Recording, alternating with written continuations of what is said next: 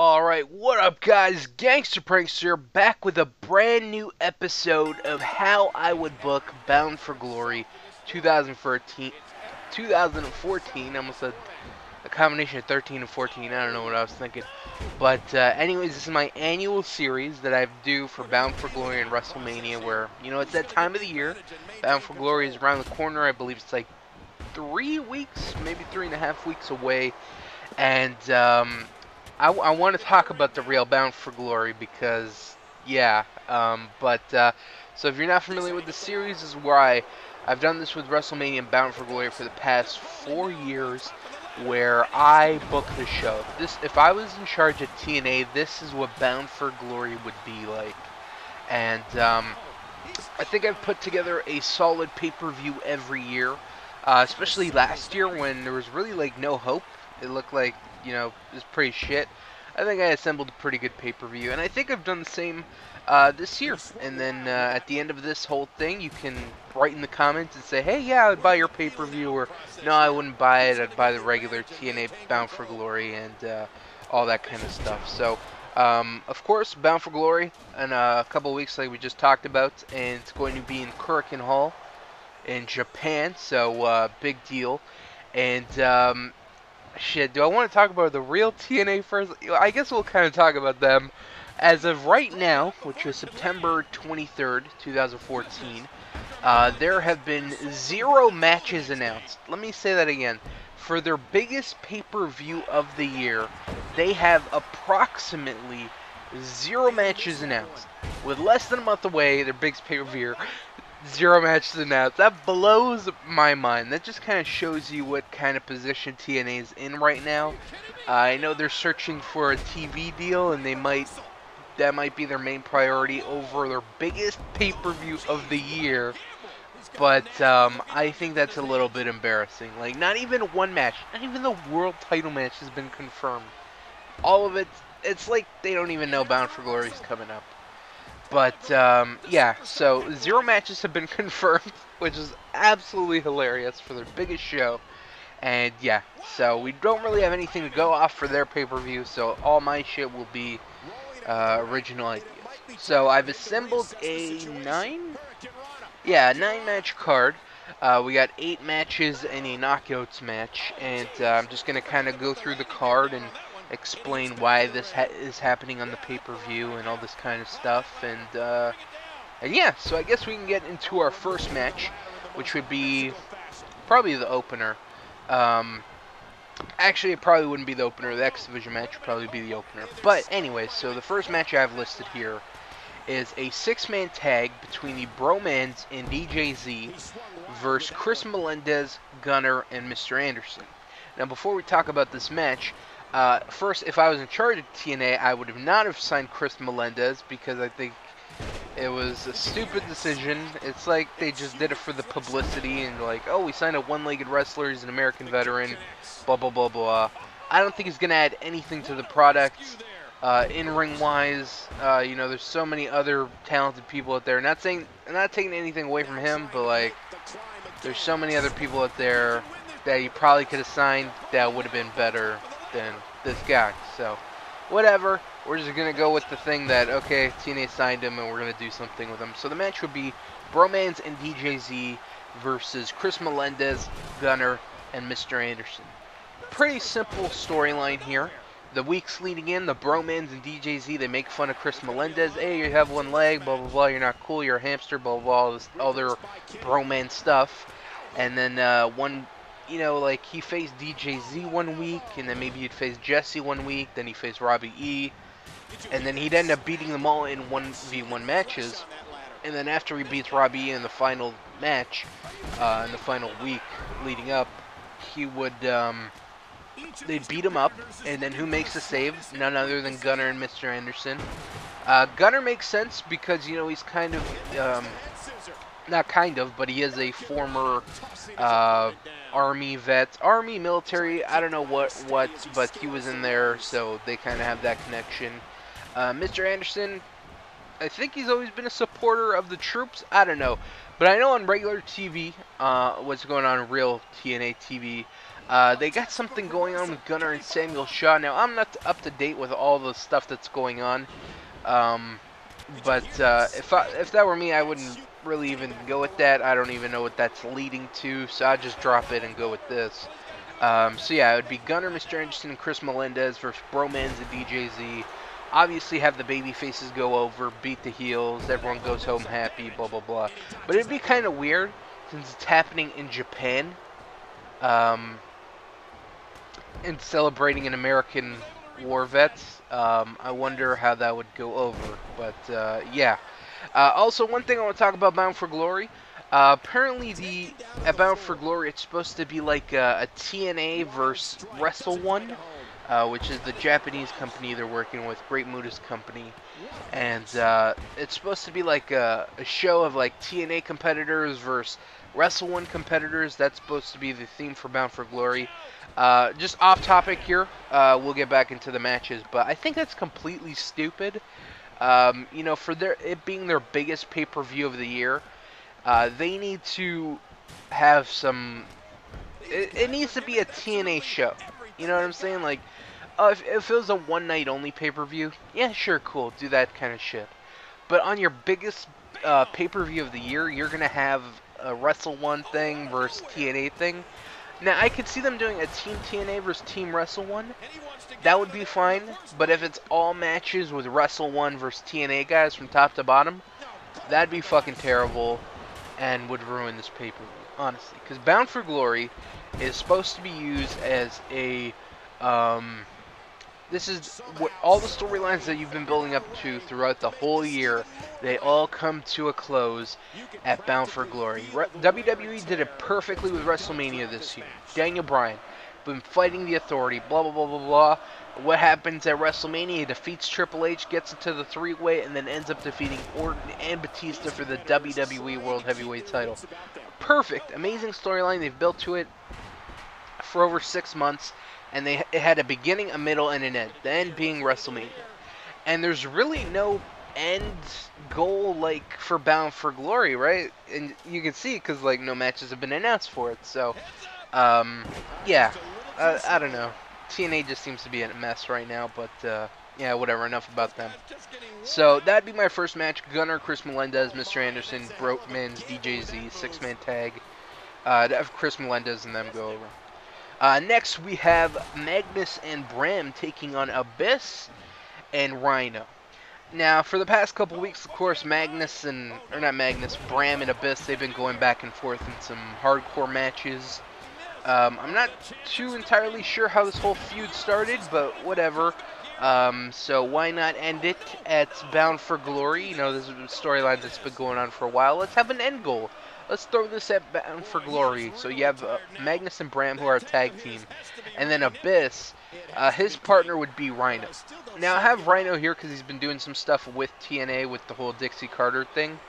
I was either going to put Rhino or Tommy Dreamer. I ended up going with Rhino, even though I think maybe Tommy Dreamer is a better person to put in here. But we're going to go with Rhino. So it'd be Rhino and Abyss taking on Magnus and Bram in a tag team Monsters Ball match. And I would probably put Magnus and Bram over, just because I think TNA needs to build tag teams, and this would be a huge win for them if they could do that, and then they'd have like another solid team to add to their tag team division, which is kind of struggling right now. So I'd have Magnus and Bram go over, and then maybe do something with them, and whoever wins the TNA tag team title match, or maybe the menagerie or something along those lines. So I'd have Magnus and Bram win.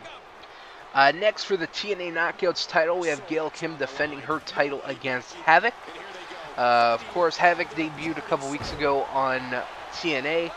Very dominating person, and that's pretty much what this whole storyline would be. Havok comes in, she tears everyone's head off, she beats up all the knockouts are afraid of her.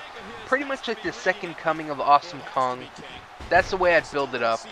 And, of course, you know, once she tears through all the knockouts, who's left? Gail Kim in the Knockouts title, so I'd have Havok beat Gail for the Knockouts title.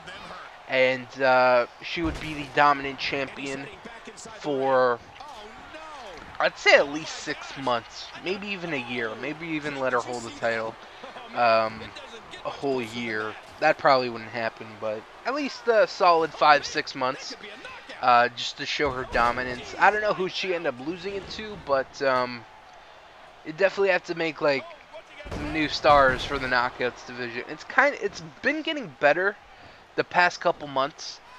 For a while there, the Knockouts division sucked a lot. But now with Terrence Terrell back, you got the Beautiful People, you got Brittany, who's really nothing special, and a couple others. And yeah, so I'd throw the title on Havok and then kind of build the division around her, the unstoppable monster. And then hell, maybe even Awesome Kong comes back and fights Havok. I doubt that would happen, but in my fantasy dream world where I'm booking TNA, I try and make it happen. That's what I'd build up to. So yeah, that would be the third match on the show. Gail, Havok, new TNA Knockouts champion at Bound for Glory, Havok. Next, now earlier we talked about the Wrestle One, how it's supposed to be a Wrestle One TNA show, at least in the real Bound for Glory. Here I decided to throw some of the Wrestle One guys just because they're kind of putting them in the storyline. So the match would be James Storm and his new group with Manik and Sanada taking on the Great Muta, Tajiri, and Aries. So James Storm has this new group with Manik and Sanada, kind of giving them makeovers and making them heels and stuff. And I kind of like that, especially with the potential they could, like what they could do with them. You could put them in the X division, you could put them in the tag team division, which is probably something I would lean more toward with the tag team stuff, especially like you got James Storm. He's kind of mentoring these guys. He's a multiple-time former tag team champion, so it'd make a lot of sense for that to happen. But I like this new group. Gives Manik something fresh. I don't like his costume. I think it's completely stupid. And, you know, the whole thing with Sanada dressing up as Muta is kind of whatever. But, yeah, so of course, Sanada and Great Muta. Muta brought Sanada to TNA, said, hey, I want him to be in the United States and become a big star so he can come home and be an even bigger star in Japan. So, whatever. Of course, he ends up siding with James Storm and kind of turning on Muta and disappointing him. And then I remember seeing one of these weeks on TNA, Tajiri came through for one or two shows, I believe. And I believe he ended up having a match with Sanada. So that kind of puts him in this whole thing. And Aries would be there to round the team out. So the team would be Great Muta, Tajiri, and Aries versus James Storm, Manik, and Sanada. I would actually be really interested in seeing this match. I think it'd be a solid, just fun X Division match. Some cool moments for the Japanese crowd. And definitely probably put the baby faces over here, especially being, you know, having Great Muta here. He'd probably go over with Tajiri and Aries over James Storm. And then, I don't know what would be next for James Storm. Build him as a tag team. Say, hey, you disappointed me. And maybe like what Raven used to do with Serotonin. I forgot what the story was. But Serotonin did something wrong. And he's like, okay, now you gotta pay the consequences. And he ended up caning the shit out of Johnny Devine, Kazarian, and Matt Bentley in the ring. And I think that's kind of when Serotonin was breaking up and Kaz turned on Raven. I believe, I don't remember. But I remember that Serotonin fucked up and he took a Singapore cane and he just beat the shit out of them in the ring. So maybe he does something like that and teaches them some tough love. And I think it definitely add to James Storm's character being that heel kind of guy with his group. So that'd be pretty cool. So I'd have the babyfaces go over here. Next, we have a TNA X Division title Ultimate X match. We have the champion Samoa Joe defending his title against Low-Key, Homicide, Tigre Uno, and Kenny King. You know, the X Division starting to show some potential again. It's on and off with TNA and the X Division. But with this, you know, you take some of the best X Division guys you have. You got Tigre Uno, who I like a lot. You got Homicide, who is a little bit old to be in the X Division, but whatever. It's cool. You got Loki, you got Samoa Joe. They like to kick hard, hit hard. And then Kenny King. Kenny King, of course, he's been doing stuff with MVP and Bobby Lashley. Cool. I'd put him in here because I think I'd have him win, honestly. I'd have Kenny King win, become the new X Division champion. Because I think the X Division needs a heel champion. It's been a while since we had one. And, you know, have Kenny King, and then he can have matches with Joe, he can have matches with Key, Homicide, match with Tigre Uno. And I just think it would be best to build the X Division around Kenny King. I'd either have him or Low Key win it. Those would be my two, but I'd probably lean towards Kenny King. And yeah, and the storyline here would be, you know, Joe's champion. He's been fighting with Homicide and Low Key for the title the past couple weeks. And Kenny King's like, you know, if I had a chance, you know, I could become X Division champion. All I need is that chance. And then, you know, it kind of turns into a melee. Yeah, typical X Division stuff. Like, hey, we don't really need a storyline. We're just going to throw these guys in a match. So that's kind of what it would be. All 5 guys. And I would have new TNA Tag Team, new TNA X Division champion, Kenny King, walk out of Bound for Glory with the X Division title. So that's what I'd do here. Next, we have our quadruple main events. I think these are probably the 4 biggest matches on the show. Like the double main event kind of thing. So these would be the matches. First would be EC3 taking on Kurt Angle. Now these guys have been feuding since even earlier this year. They've had their issues and stuff. And you know, the whole storyline was EC3. He took out Angle, messed up his knee, and then Angle was out, and then he was in the the position that he's in now, director of operations or whatever. And then Angle's like, hey, EC3, you're looking for a challenge. You know, you took me out. I'm fully healed. I'm rested now. I'm finally ready to beat your ass. And that would kind of lead up to a match of Bound for Glory. And I'd have Kurt Angle win. And now, something that's happened on TNA recently was Brodus Clay recently joined the TNA roster. He ended up taking Rockstar Spud out. And I believe he is now the bodyguard of Ethan Carter. That's kind of the storyline I'd do here as well, where I'd have Kurt Angle defeat EC3. Next week on Impact, you have EC3 pissed off, beats up Spud, and then, you know, debuts Brodus Clay. Like, you know, I have somebody that can really watch my back and help me and do all this kind of stuff. And then Brodus Clay enters the picture, and then maybe you do some stuff with Kurt Angle and Rockstar versus Brodus and Kurt Angle. And I don't know, but I definitely have Kurt Angle go over at Bound for Glory. Even though he should probably, nah, I'd say he beats him. Yeah, because Ethan's beat him up so many times, you know, took him out with the leg injury and all that. So you definitely have to have Angle go up at Bound for Glory. Next, I would have Bobby Roode taking on MVP in a one-on-one match. You know, the story's been going on for quite a while between these two. You know, when MVP, you know, he became director of operations. Roode accused him of abusing his power, blah, blah, blah, and then suspended him indefinitely. And just kind of build upon, you know, their hatred for each other. And, you know, finally put him in the ring. Even though they've had one-on-one matches, you build this up as the one-on-one match. Like, you know, these guys hate each other. They're going to go in there, and they're going to beat the fuck out of each other. And maybe even make this a #1 contenders match for the TNA World title, because that's what both men really want, is a shot at the TNA World title. So, I don't know who I'd have win. It kind of depends on who's going to win the World title, which we'll get to later. But I'd probably have...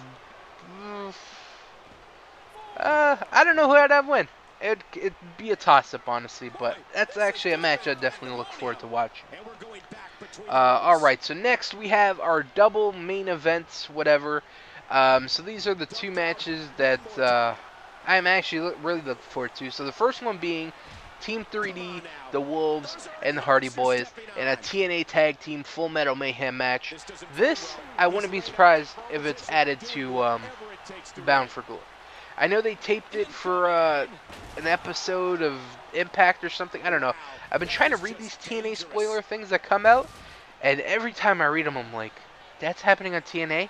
What the fuck? Why is that happening? That's so stupid. Oh my god, are they really doing that? Like, that's my face and my reaction every time that I read TNA spoilers.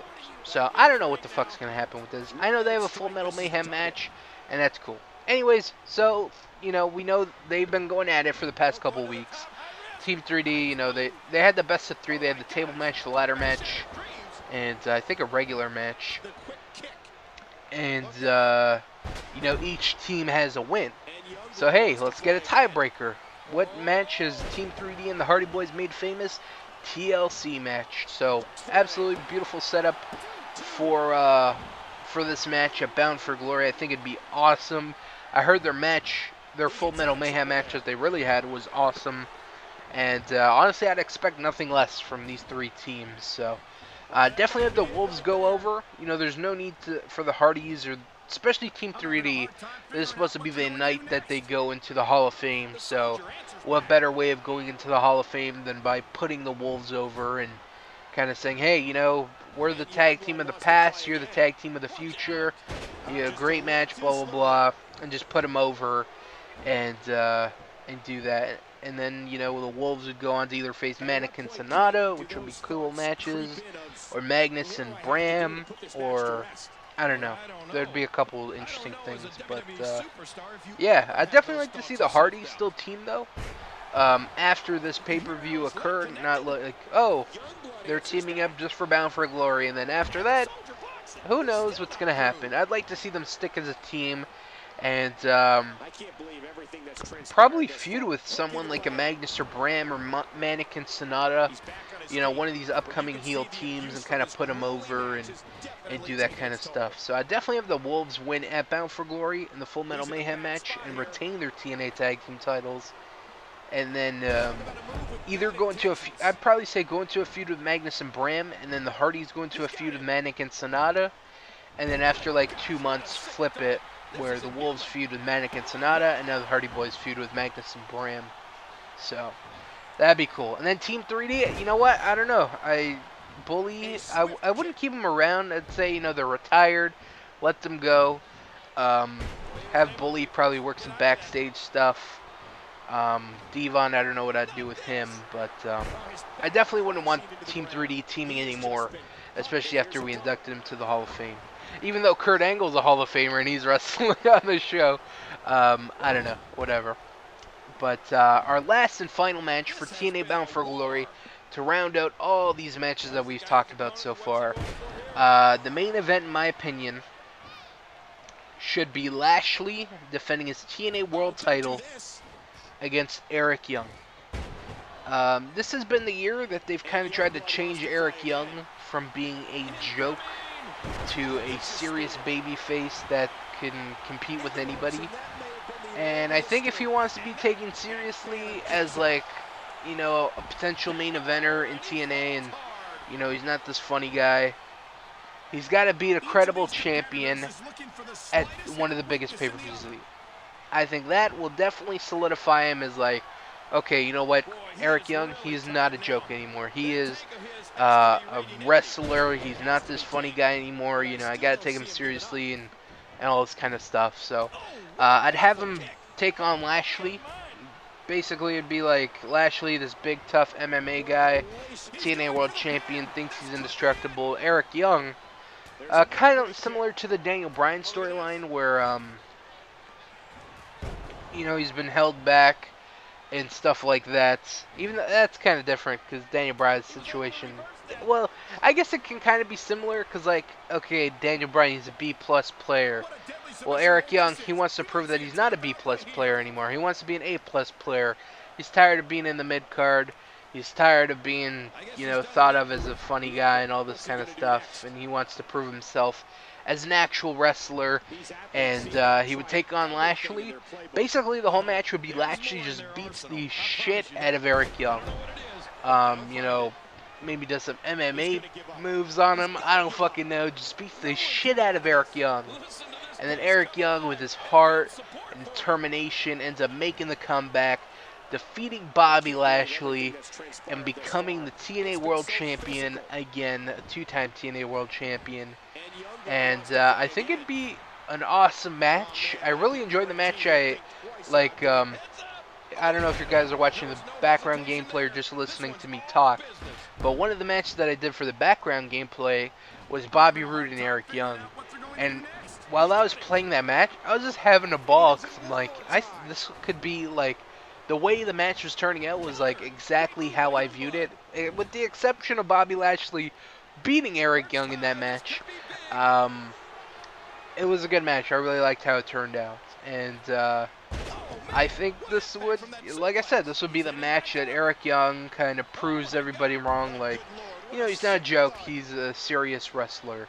Because I definitely view him as a joke. You know, I don't view him as the main eventer that he should be TNA World Champion. I'm like, that's the guy that was scared of his pyro. That's the guy that was Super Eric. That's the guy that was all this stupid shit.